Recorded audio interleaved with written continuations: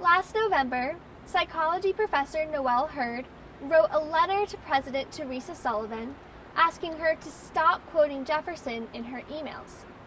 Hurd's letter received 469 signatures from students and faculty and ignited a national debate over how to view Jefferson, the slaveholder or the champion of equal rights. I asked Professor Hurd about this key line in her letter last year, where she argues the inclusion of Jefferson quotes undermines the messages of unity, equality, and civility that Teresa Sullivan is attempting to convey.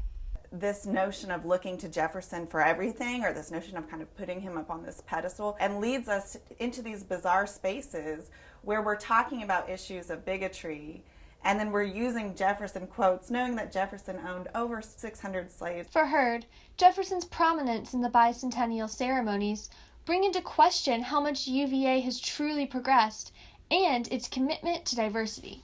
I don't want to be a part of the bicentennial. So much of this is tied to Jefferson and Madison and Monroe, and there's like such little acknowledgement in any of that of these folks as being slavers, of these folks as committing awful atrocities against humanity.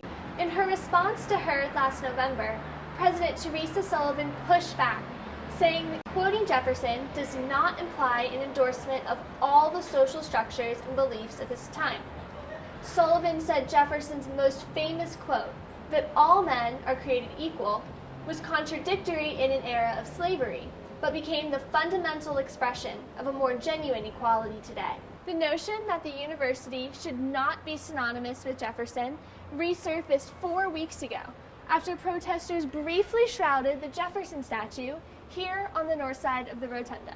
UVA second year Tanner Hirschfeld, who was there as a counter-protester, calls it despicable to forget that the accusations being brought against Jefferson are the same arguments he pioneered. If we stop talking about the ideals he advocated for and the legacy he left, then you stop talking about equality for all, justice for all, liberty for all. And that's not something we want to stray from. Last year, organizers said that all of Jefferson's legacy would be discussed this weekend. But is discussion enough? Or will it take the removal of Jefferson from UVA for the negative claims shrouding his presence here to be lifted?